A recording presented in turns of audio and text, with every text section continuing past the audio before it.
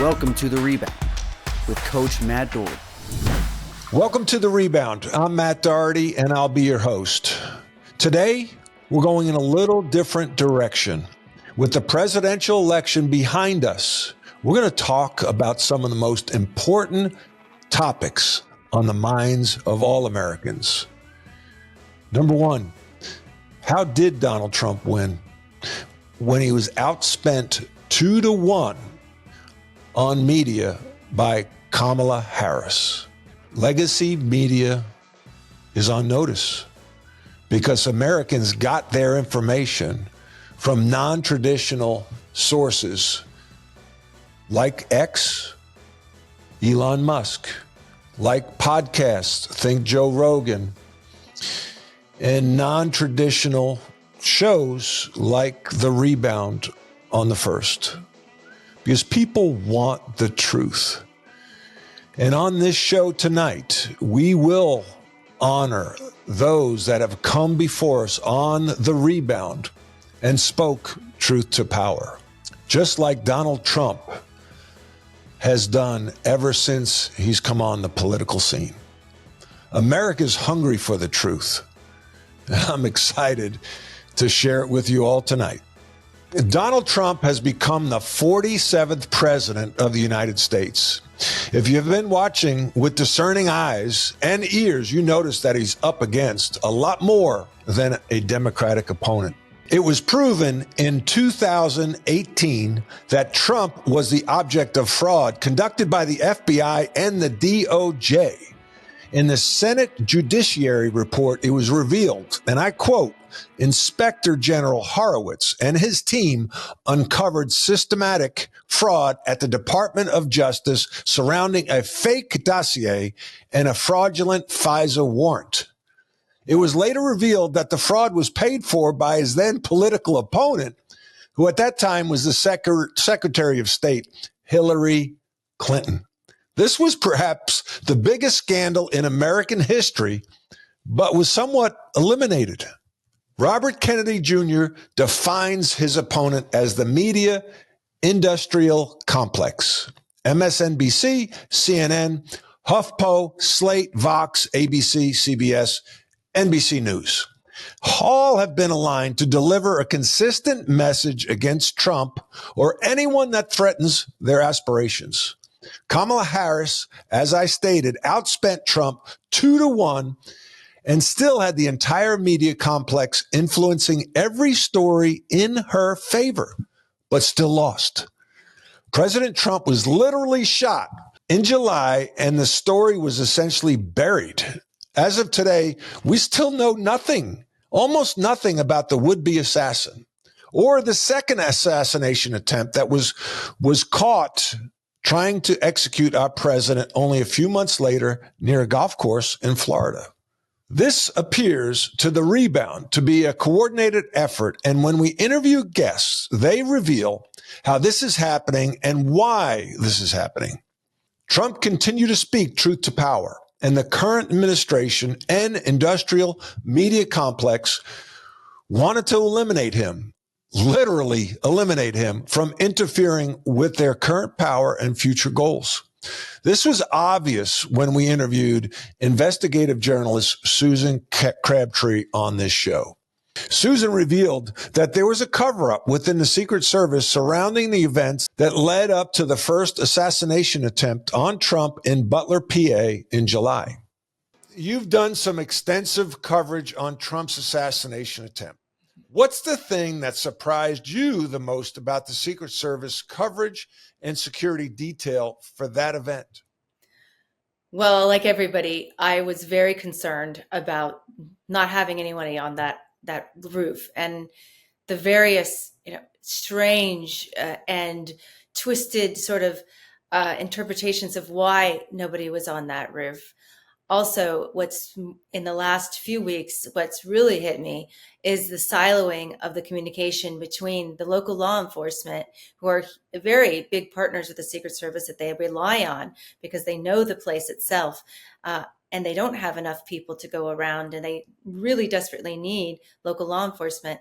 But were siloed that day, and the communications breakdown between the Secret Service and local law enforcement was just appalling that day. And we're now learning that the command center wasn't even joint. The Secret Service has a command center, and there's supposed to be local counterparts in there so that they can't be on the same radio frequencies. I've heard that that's technically, you can't do that, but they were supposed to be able to have interoperability, as the directors have testified over the last month, but they didn't, because there was only one of the state local law enforcement, the Pennsylvania state police, were in the command center, but nobody else. The butler, the people that were actually trying to follow Thomas Crooks, the shooter, they were not in the command center.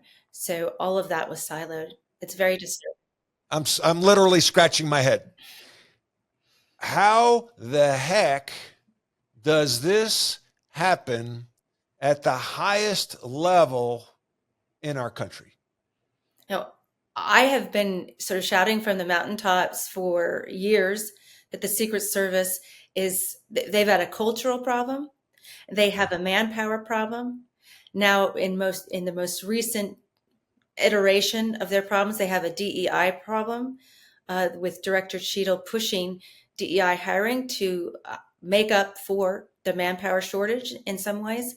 And they have a quality hiring. They have people who would rather go to the air marshal service and other government entities, law enforcement entities under DHS, the Homeland Security Department, because the hours are so long and the stress is so high that people are having trouble staying married in the Secret Service. So there's so many breakdowns, but there's also a leadership aspect to this that is just, we can go into it in depth, but there's always been a CYA culture in the Secret Service. That happened back in 2014 when we saw a lot of fence jumpers and the problems with the prostitution in Colombia. All of that, readers, that Congress thought it was solved. No reforms were really ever instituted.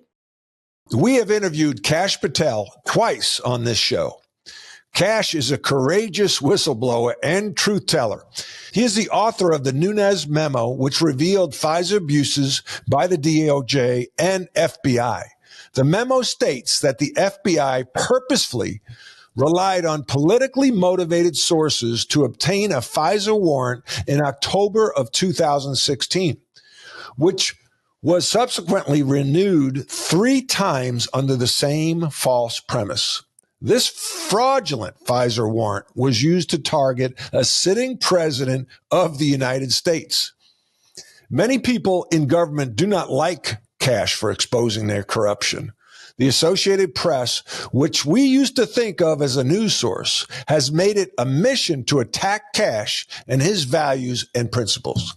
The AP is not news, and people that are looking for news from the AP will only receive PR, almost exclusively for the Democratic Party.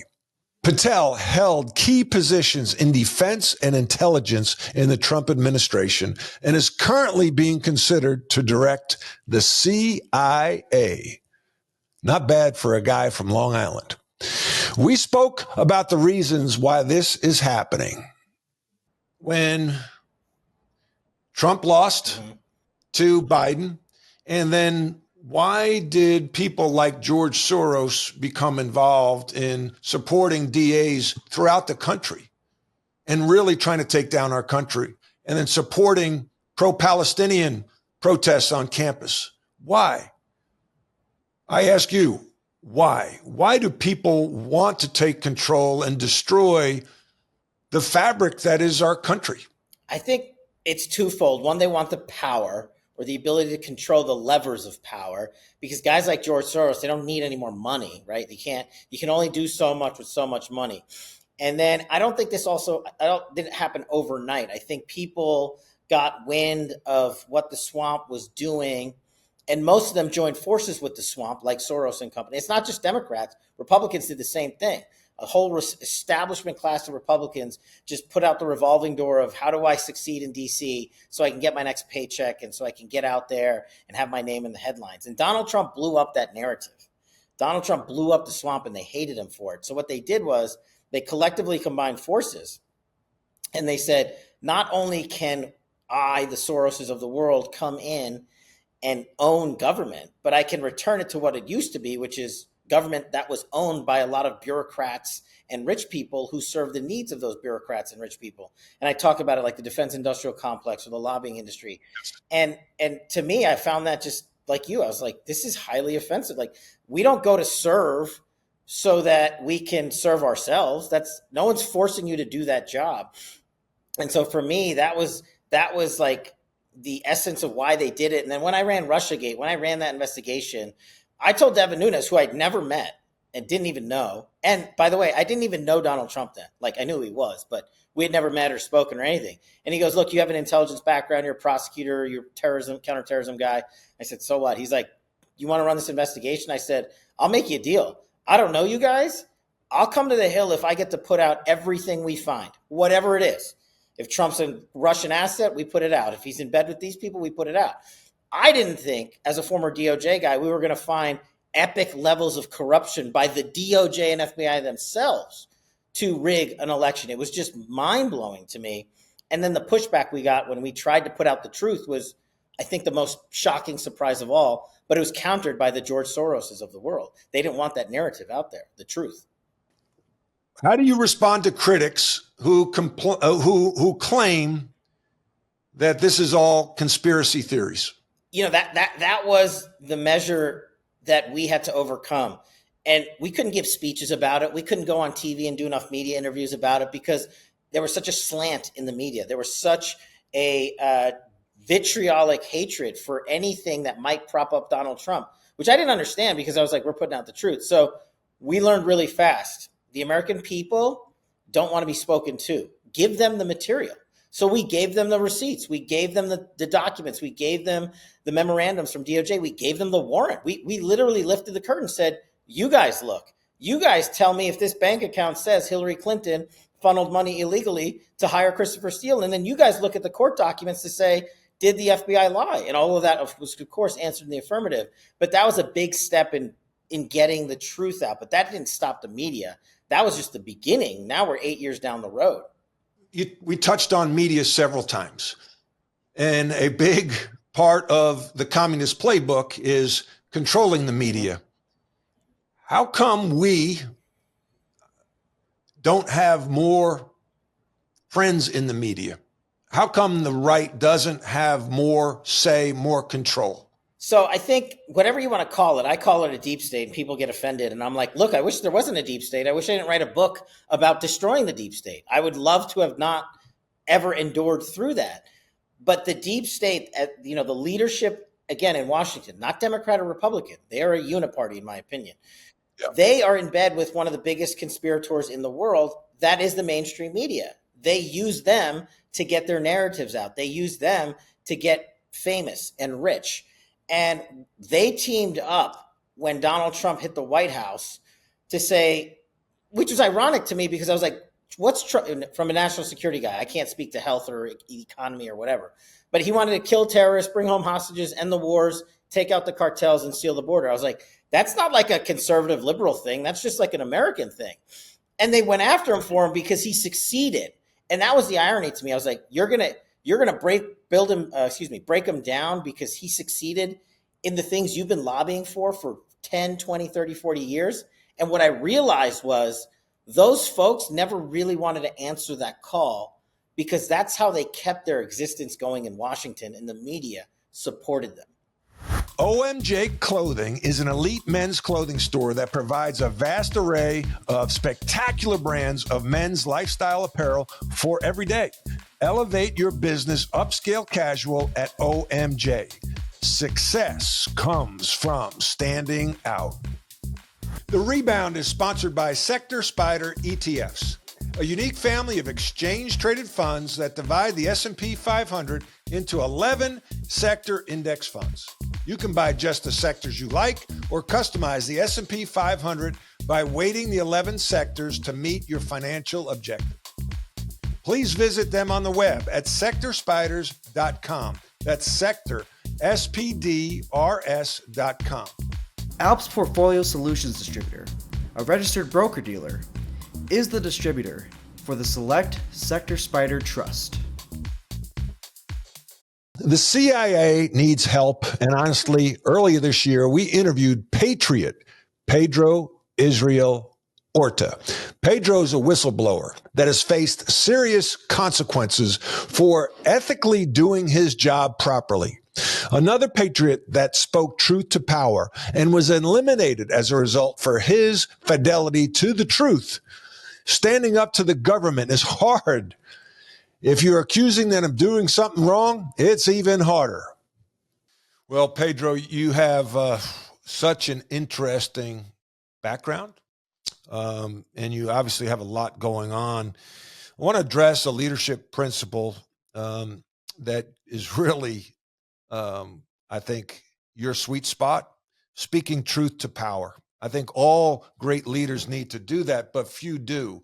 And then one thing that I like to share in this show is that everybody's a leader. Just because you're not at the top of the org chart doesn't mean you can't lead. Tell us about this statement, speaking truth to power, and how it resonates with you. It's a tall task, a mandated task to do the right thing at all times, even when nobody is looking. In my case, I was just doing my job. That's all I was doing. I was a manager, a deputy chief of base in a war zone, and I was mandated by laws to basically call out things that needed to be called out. Our lives were being put in danger through just plain stupidity. Unfortunately, the chief of base, nice lady, very qualified in some endeavors in some fields, but well out of her place in this particular post in the war zone. And I spoke up about certain things that needed to be spoken about.